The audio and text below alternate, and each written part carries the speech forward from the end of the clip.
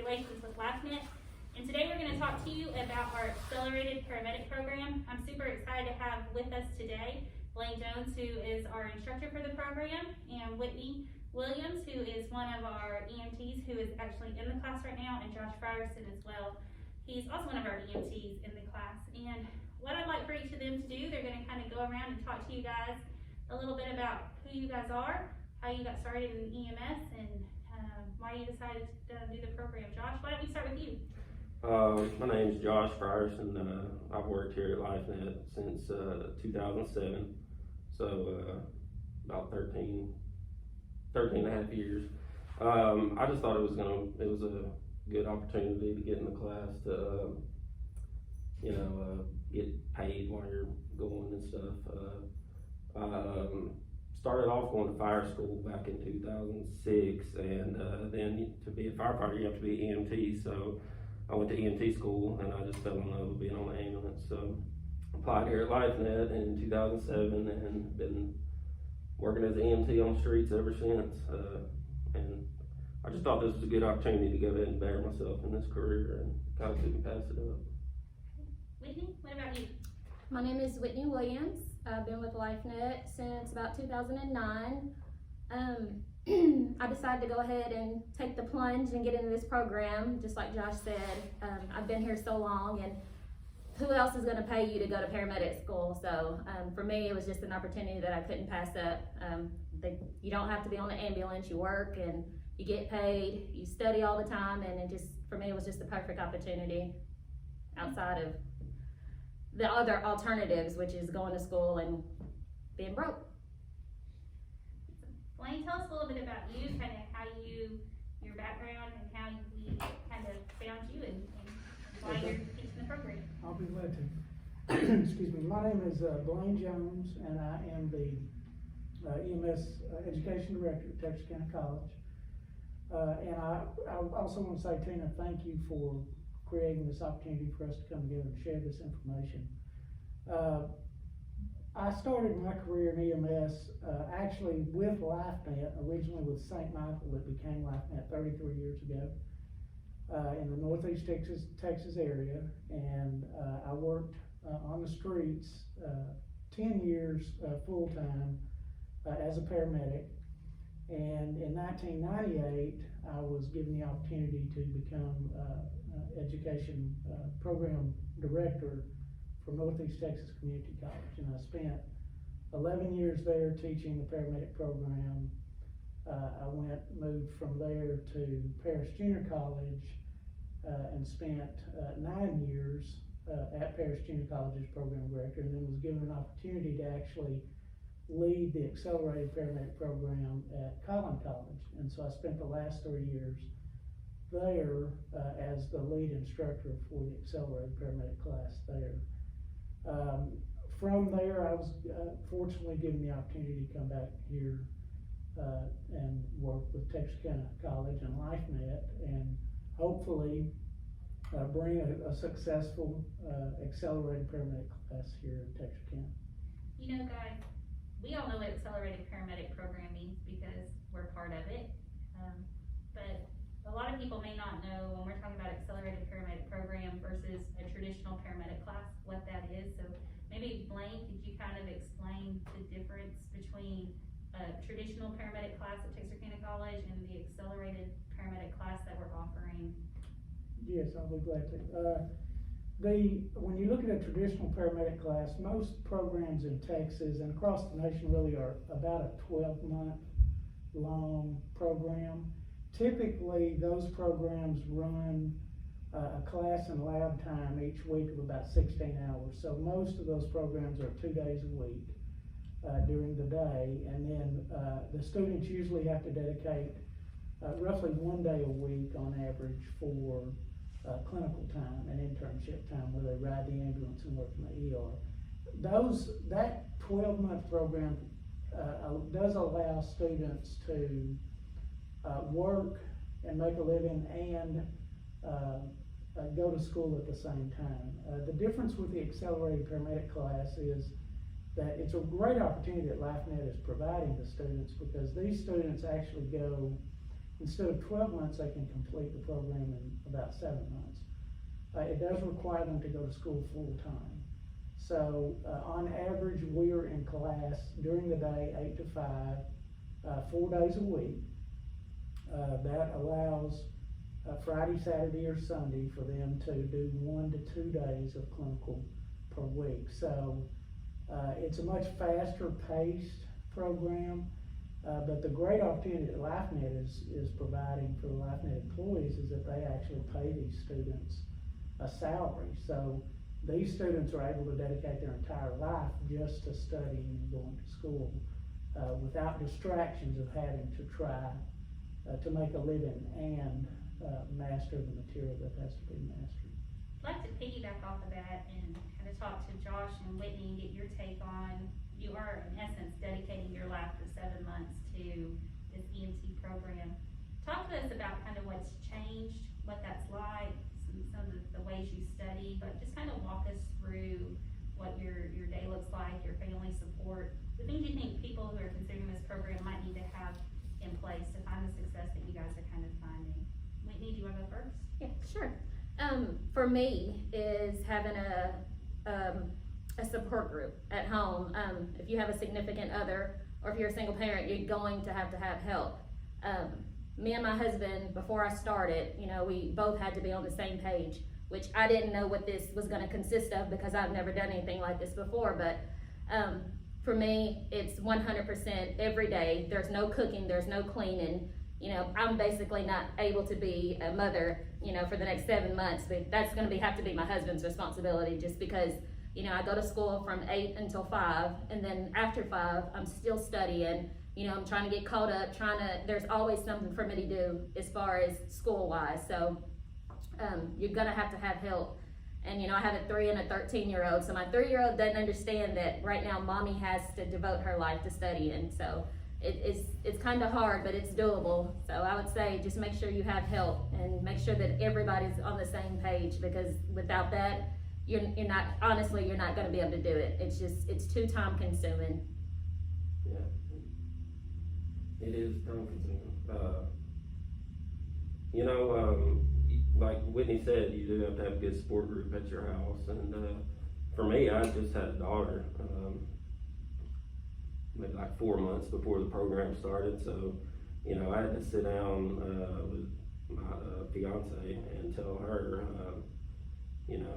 tell her, this program's going to take a lot of my life. Are you okay with this? I didn't want her to, be the only one raising the family, and I just wanted to let her know that I was going to need some help, I was going to need some quiet time and all that. Fortunately, she's a nurse, so she's been in nursing school, so she knows how it is. So she was like, yeah, definitely, that's fine, And she does, she helps me out a lot. And, when we first had the very first meeting, it was a Teams meeting, and Mr. Jones said, this is going to be very time consuming. This is going to take your life, you're going to have to dedicate your life to this for the next 8 months. Well, he was right. It's very time consuming, but it's doable.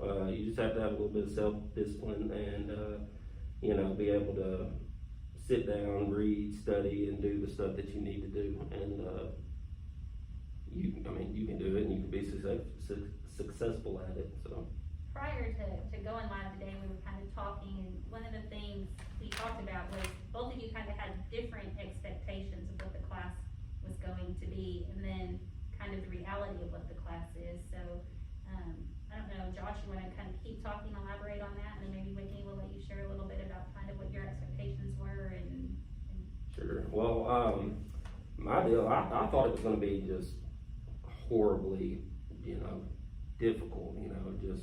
I'm never going to sleep. I'm never going to, I'm never going to be able to do anything.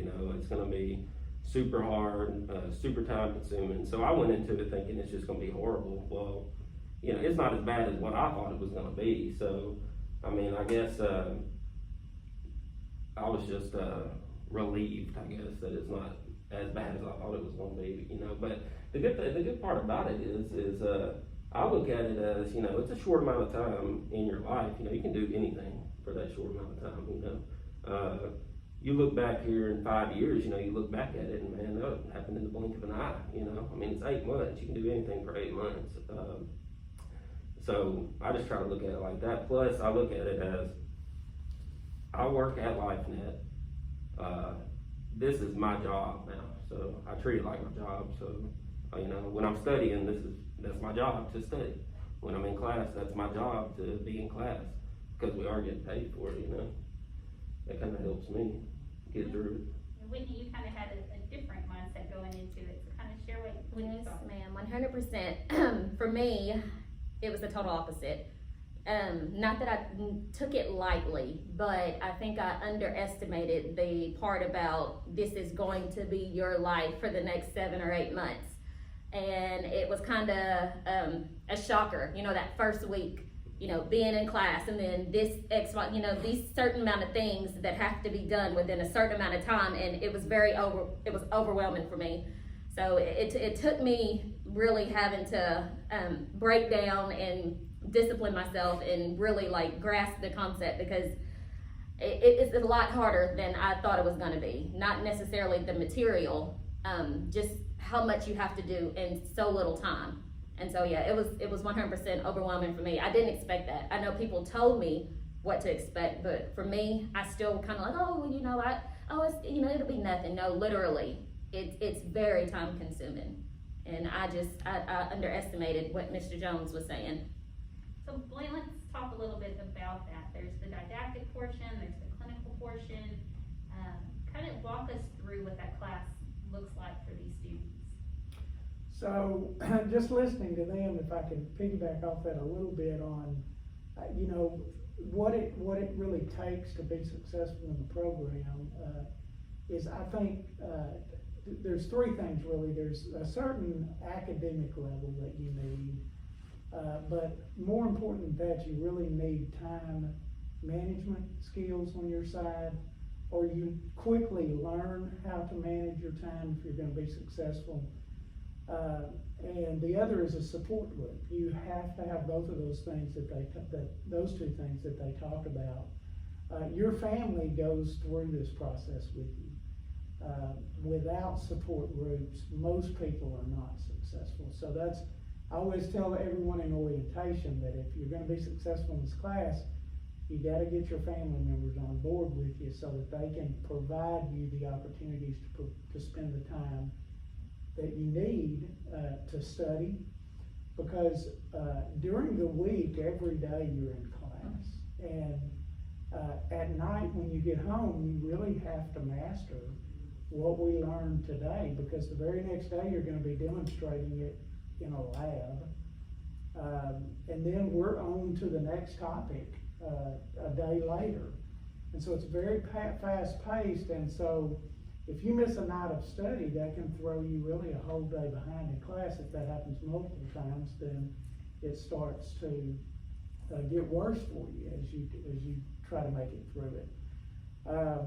The other part of it is all that time studying in classroom during the week, and then on the weekend, you have to go to clinical.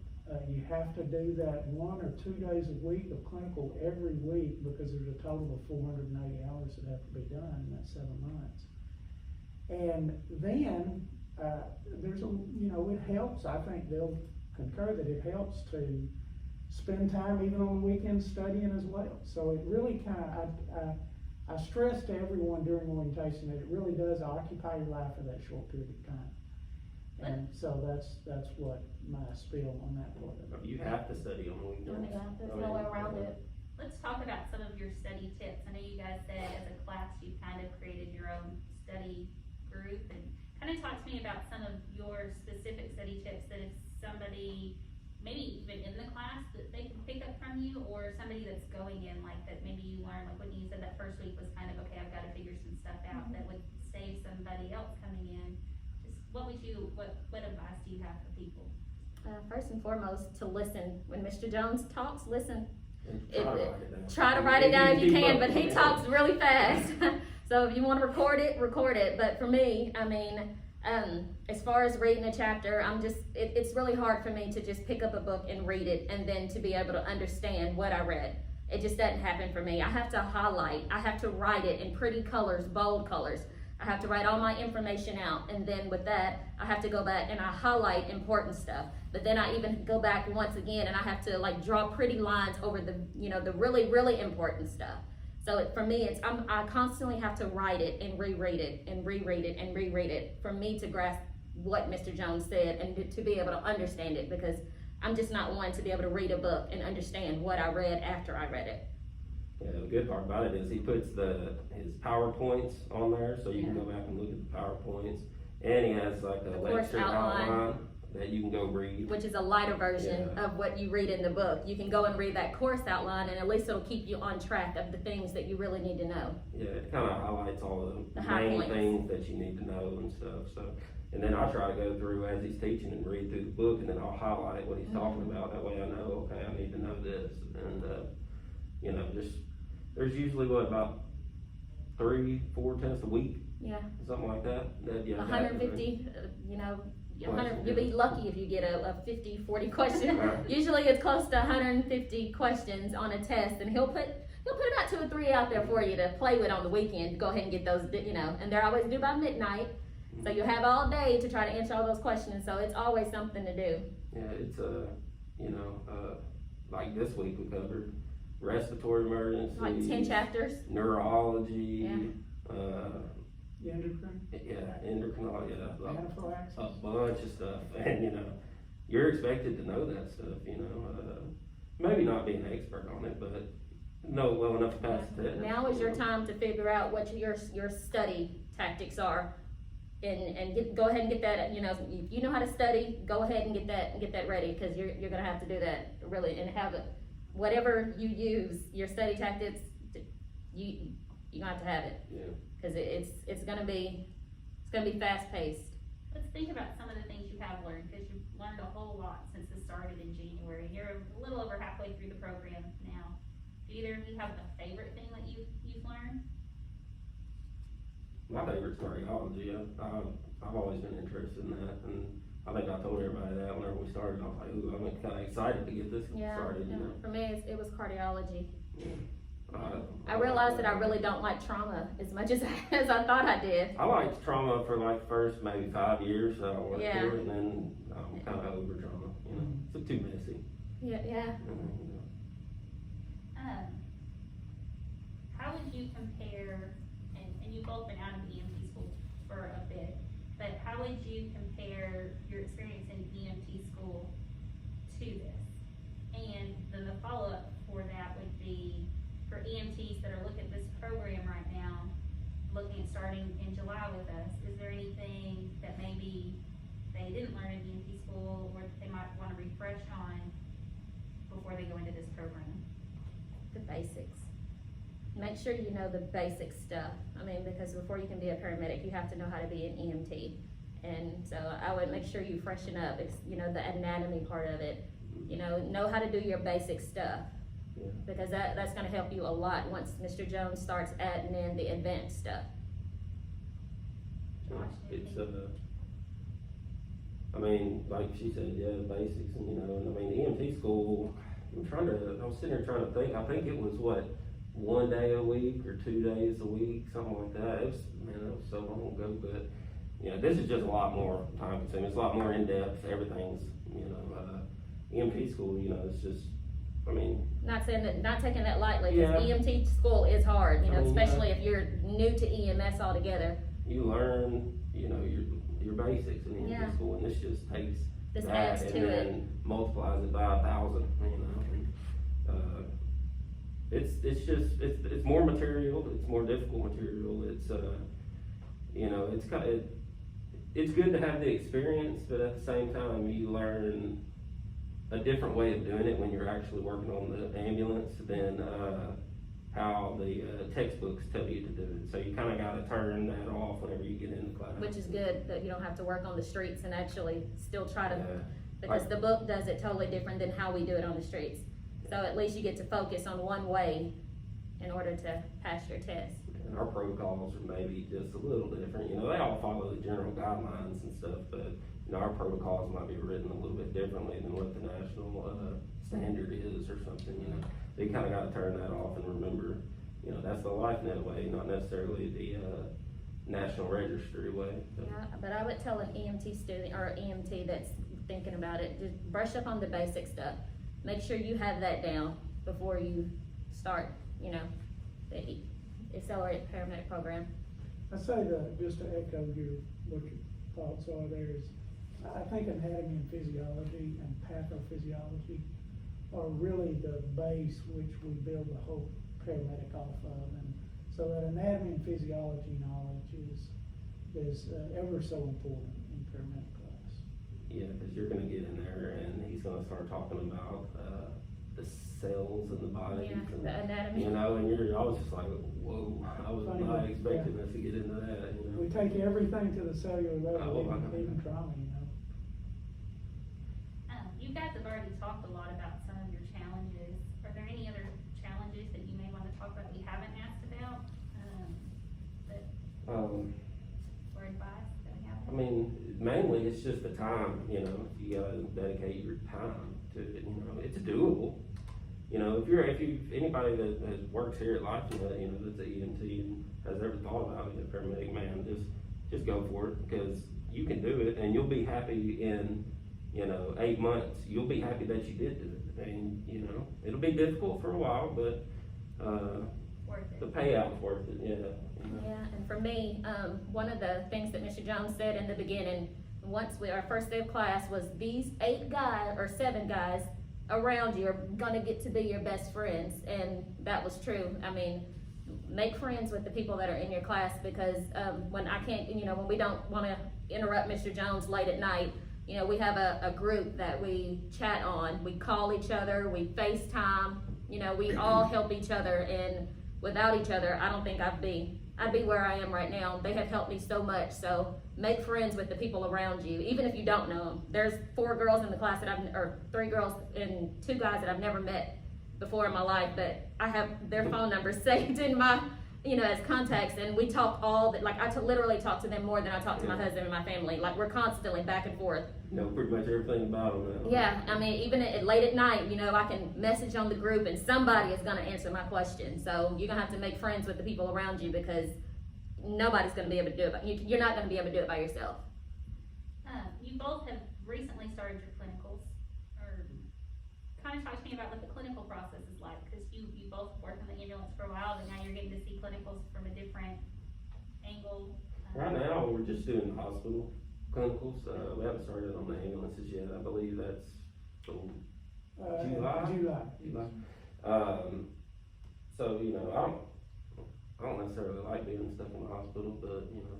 Yeah, it's I not like for being everyone. out on the I like to ambulance, be out but, and be free. You know, you just try to go in there and get as many IVs as you can. put It's as just many like, medicines you know, as in you can. EMT school, you know, try to get all your skills in, try to be friendly with the staff. So, you know, the friendlier you are and the more, you know, personable you are, the more they allow you to do things, you know. We're fortunate because we know them already. Yeah, we know a lot of them. We've seen them bringing patients in, so they kind of trust us a little bit more to allow us to do more. You just try to get in there and do as much as you can and try to learn. You know, I asked the doctor. I ask them really, you know, I play dumb. Even though you know, a lot of times I ask questions that I already know the answer to, but I want them to think that I'm engaged, you know. I want to learn, so they tend to gravitate more toward me because I like to learn. I want to learn, and I'm always asking them questions and making them feel like, you know, oh gosh, she really wants to know.